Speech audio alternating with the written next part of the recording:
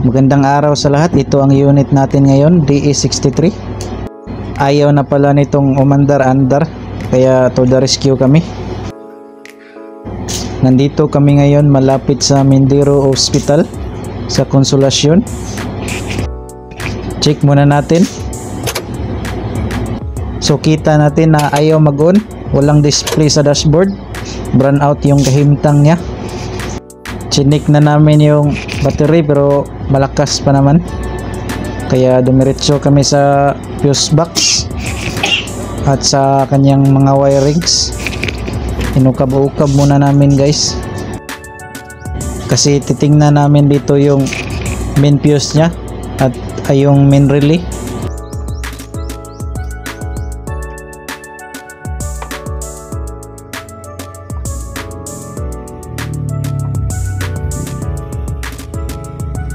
So ibutin muna natin para ma-check natin.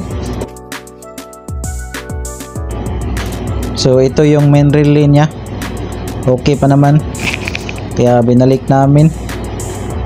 Okay din yung main fuse nya, hindi naputol. So tinister muna natin. Meron naman siyang supply dito, pero tingnan natin yung ibang fuse, baka ito yung salarin. Tingnan natin yung IG. Ayan, kitang kita pumutok na pala yung fuse na to. Ito pala yung dahilan bakit ayaw mag-on.